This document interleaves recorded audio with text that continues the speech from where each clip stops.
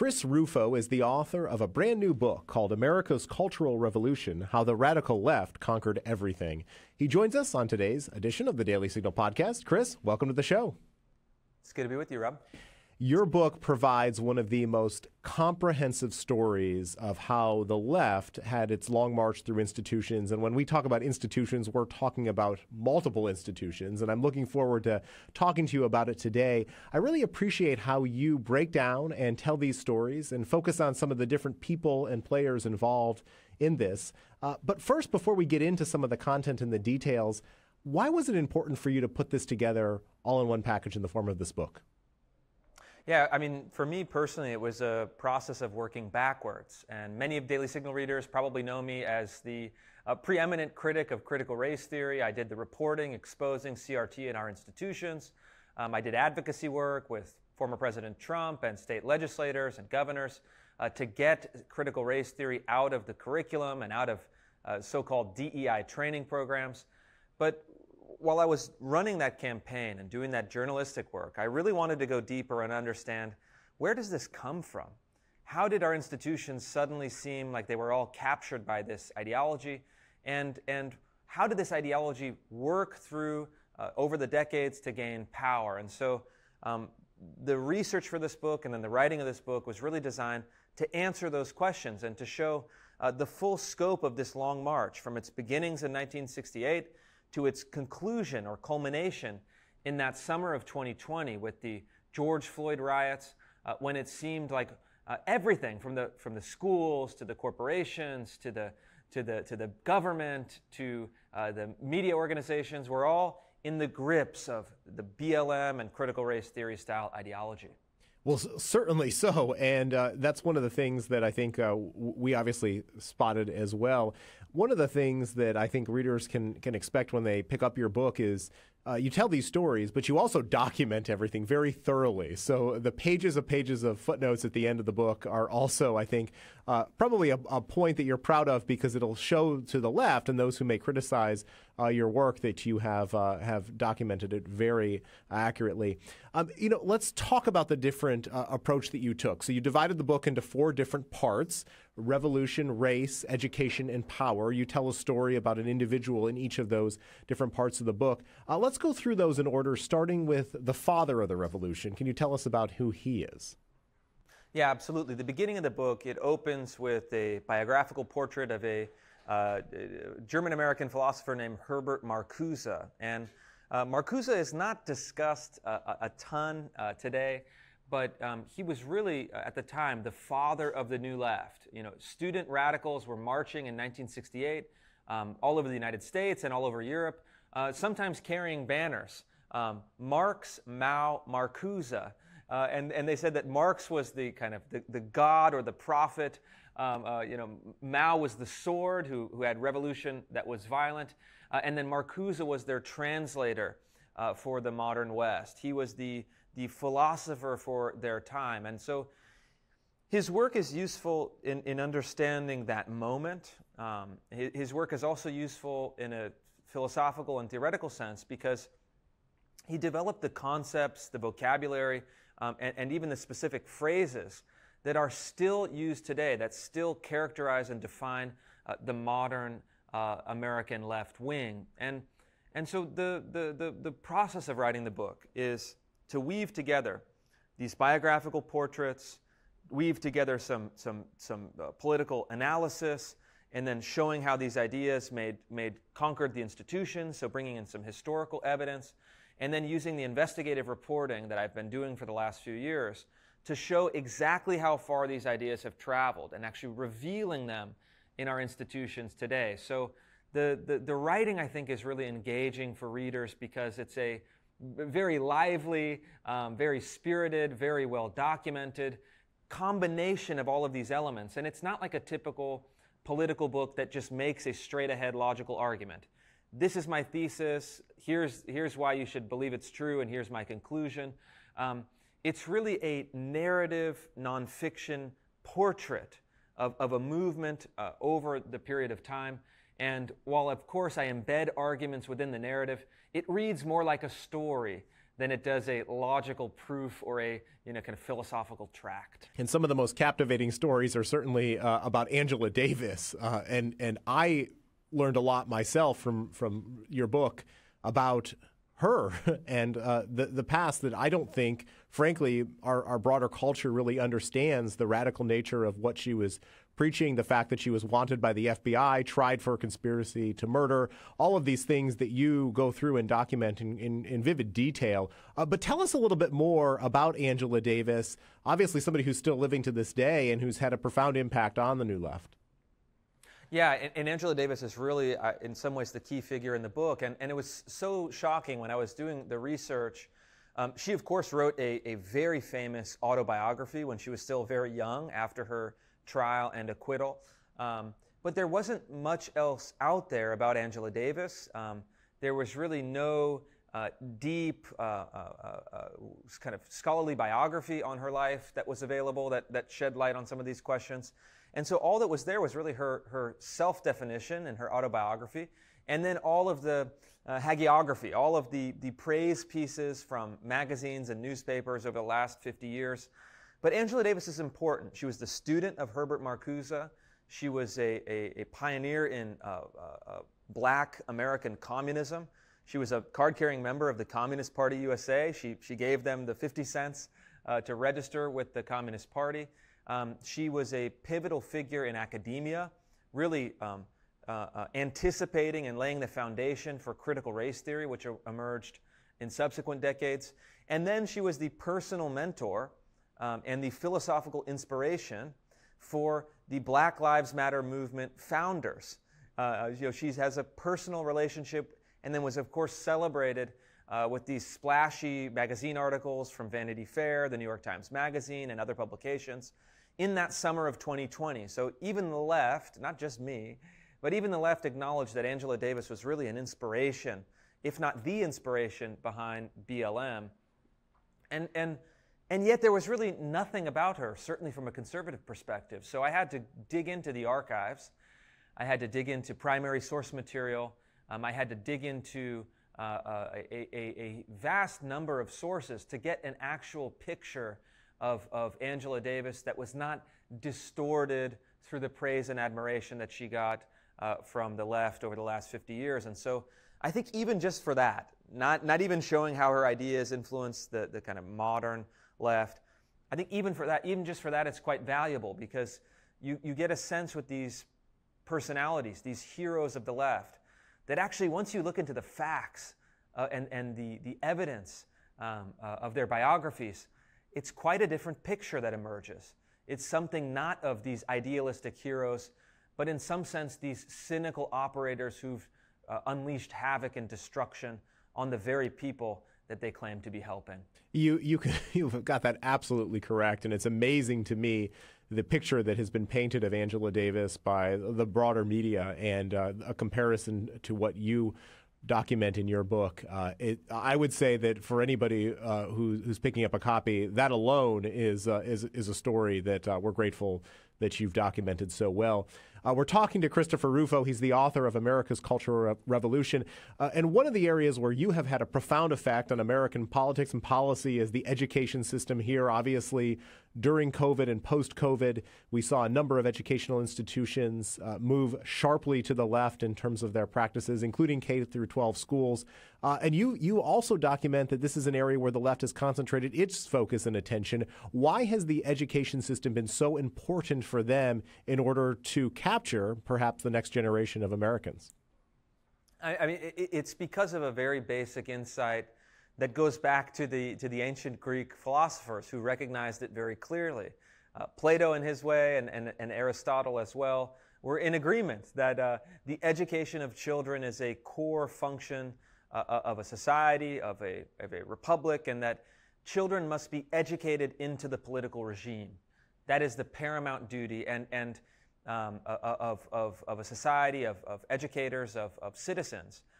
And I think what's happened in recent decades, unfortunately, is that conservatives forgot about that insight. And certainly after the victory of the United States and the West over communism and the Soviet Union, it almost seemed as if conservatives relinquished control over education, relinquished their interest in governing the education system, and simply was satisfied that the public schools, if they were not perfect, were at least neutral, vaguely patriotic, and were administering education toward these quantifiable metrics. So towards test taking and towards test outputs. And so the focus of so much conservative education advocacy, in my mind, in my reading of it, was that what can we do to improve scores? But they paid actually relatively little attention to the content of the curriculum, to the virtues and values embedded in that curriculum. And I think that this was an immense mistake. And so while I, of course, think that we should improve educational attainment, while we should fight for charter schools, which we've seen some success with lately, partially and due to the exposure of CRT, I think conservatives are finally remembering, and certainly Heritage Foundation's great education team with whom I've worked closely over the years, is really leading the way and saying, hey, wait a minute, it's not just about test taking, it's not just about these quantifiable metrics, it's actually about the values and virtues and content that we bring, and it's actually about cultivating successful citizens and shaping successful citizens. And the left has known this the whole time, and in fact they've deliberately and very strategically and very successfully captured the institutions that train teachers, captured the institutions that then teach children in the K-12 public schools, and they're now trying to shape those children in accordance with their political ideology. And my point that I make over and over to conservatives is that institutions are never neutral. Institutions will always be guided by a set of values. The only question is which values and who is administering and governing the transmission of those values. And so those are the two key questions that I show very clearly in the book. It's the wrong values administered by the wrong kind of people. And I think it's a wake-up call for conservatives to really re-engage. Chris, as a resident of Fairfax County in Northern Virginia, which has had its share of obviously these controversies, it's something that I pay close attention to. One of the things that I found alarming were some of the stories that you captured in the book, particularly on the West Coast, closer to your home, and just how radical the policies are that these school administrators are foisting on the next generation of Americans. One of the things that I think that maybe helps put things in perspective, and I've heard you speak about this, is we as conservative always point to school choice and all their alternatives, homeschooling that parents can opt for. But somewhere close to 90%, I think I've heard you say, of students in America are in public schools. So why does it matter at the end of the day, those big questions that you posed when so many of our students are in these environments and a captive audience? Yeah, this is a big kind of intra-right debate. So conservatives are having this debate. We're debating amongst ourselves, but the answer is very, very, very simple. It has to be a both-and strategy. I am an absolute kind of die-hard advocate for school choice. I've worked closely with legislators and activists like Corey DeAngelis and Heritage Foundation team and political leaders to get school choice into the law books in state after state. We're seeing massive traction there for the first time. And so I see my fight against CRT as really contributing, and I try to channel that energy into the legislative fight for school choice.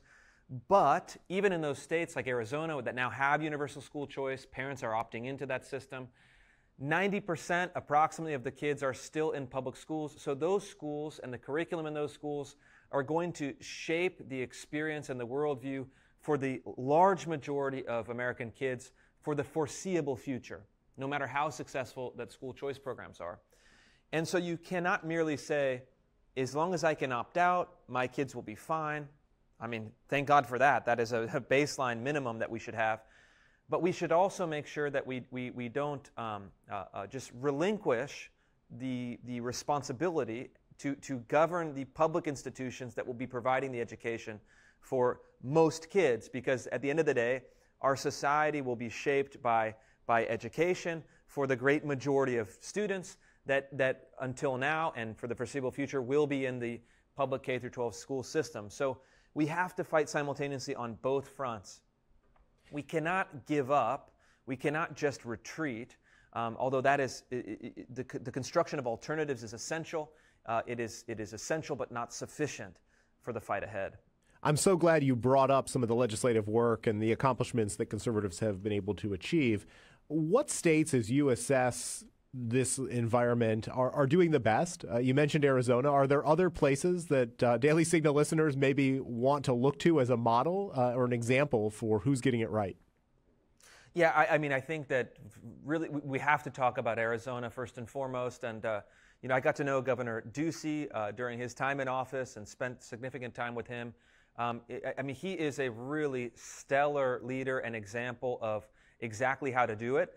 Those of us on the right, or really those on the right who are more kind of Reaganite, a bit more traditional conservatives, kind of more business-oriented conservatives.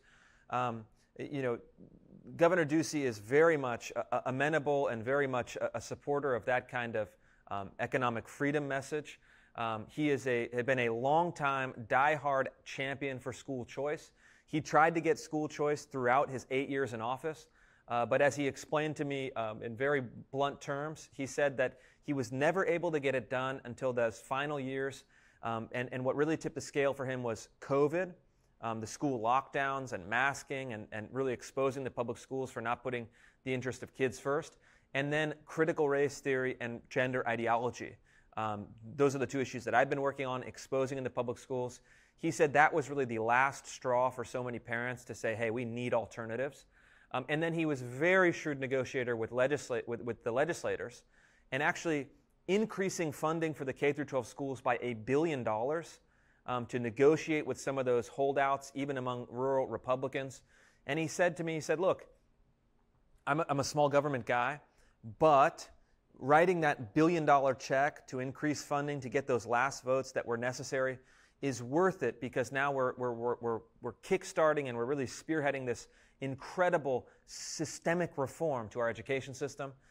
And simultaneously, though, Governor Ducey was one of the first governors to ban critical race theory in their K through 12 public schools, and to actually fight for a better curriculum to implement civic education in the K through 12 schools in Arizona. And so, to me, while I love governor like Governor DeSantis, who is a kind of swashbuckling cultural conservative, fighting on these issues, getting all of those headlines. I've been working with him, and he's a wonderful, immensely talented leader. I think Governor Ducey at the end of the day was really the kind of leader who was putting the people first, putting parents first, and governing with the kind of responsible message of saying, we're going to get universal school choice, we're going to negotiate to make that happen, but we're also going to make sure that we have a good, solid, civic-minded, kind of anti-CRT curriculum in those public schools.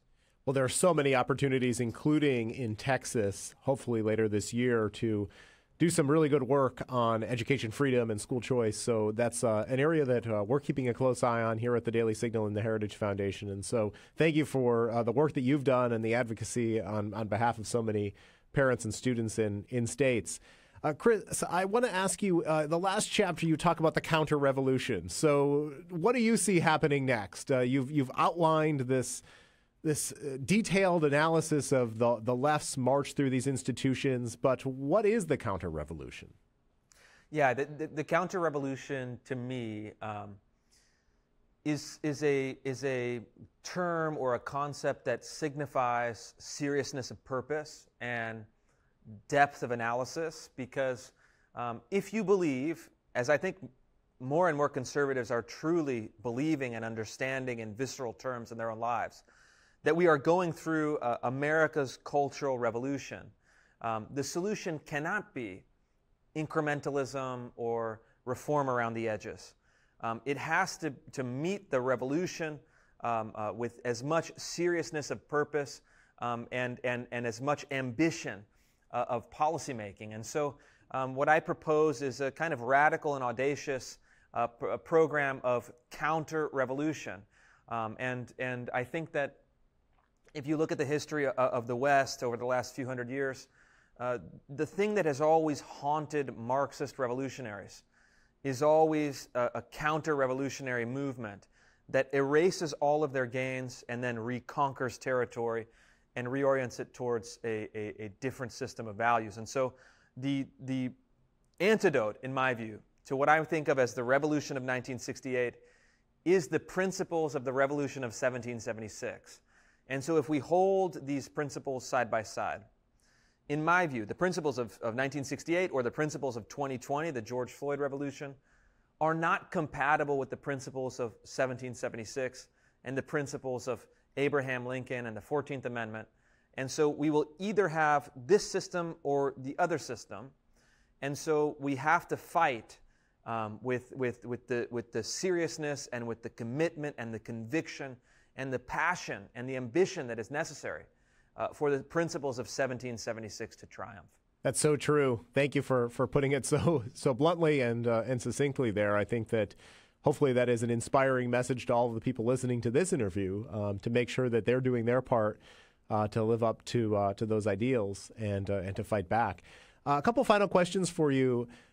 You have faced your share of criticism from the left and increasingly, it seems, from some quarters on the right, as you alluded to in a previous answer. So what motivates you? What keeps you going every day?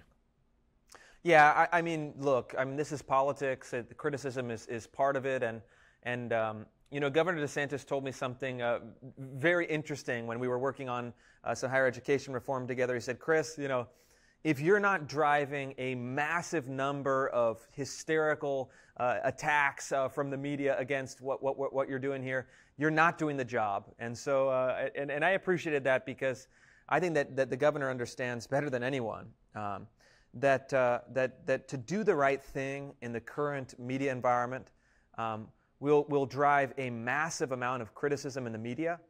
But ultimately, the people can see through the criticism, and the people will reward conservatives who stand on principle, who fight the good fight, and who actually accomplish tangible goals for the people that they represent. And so he's done that in the state of Florida, really, in my mind, better than anyone. And so I use him as a model for that. And in actuality, I really have learned to enjoy the criticism, enjoy the debate, enjoy some of the sparring, and actually turn it to my advantage. And so I think that conservatives, look, we're outnumbered 500-1 as far as the broader media ecosystem.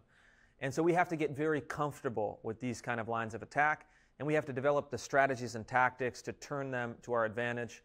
And more than anything, to be honest, just from a personal point of view, you have to be able to hold them a bit outside yourself and not internalize them. And if you can maintain that distance, that personal and psychological distance, and not internalize some of those headlines, I think that's how you can really survive, and that's how you can keep waking up every day and having fun and pushing and fighting and experimenting and always moving forward. Well, thank you on behalf of so many other conservatives for fighting on the front lines and sometimes going into enemy territory, as I know you've done, to make the points that you do so articulately. In addition to the book, you are also a senior fellow at the Manhattan Institute and working on a critical race theory project. What's next on your horizon? What can we expect from Christopher Rufo in the future?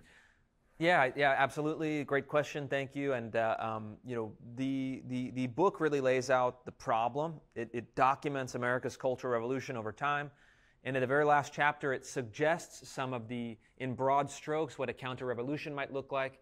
And then in the coming weeks, the next probably 4 to 6 weeks, I'll be publishing a series of essays and a policy symposium with Manhattan Institute that are going to outline in more concrete terms what a counter-revolutionary conservative agenda will look like. And so I hope that this book lays a narrative foundation for, let's say, the upcoming presidential campaign, but also starts to get the concrete policy agenda into the conservative ecosystem, certainly into the public conversation, so that those candidates, whoever the candidate might be at the end, will be armed with a policy agenda that can reverse and overtake this counter-revolution that has really plagued this country. Oh, excellent. Well, we'll certainly look forward to reading more about that. And I'd be remiss if I didn't plug the fact that we published an excerpt of the book on the Daily Signal last week, specifically about how the left conquered the New York Times, which I found to be a fascinating story in and of itself. Final question for you. Where can our audience follow your work? Where can they pick up a copy of the book? Yeah, America's Cultural Revolution debuted as the #1 bestseller on Amazon last week. It's available anywhere books are sold. There's also an Audible audiobook version available. And then you can find me on Substack at rufo.substack.com. That's where I publish all of my articles, essays, podcasts, videos, films, everything. It's totally free to subscribe, so make sure you do so. Well, Christopher Rufo, thank you again. The book is called America's Cultural Revolution.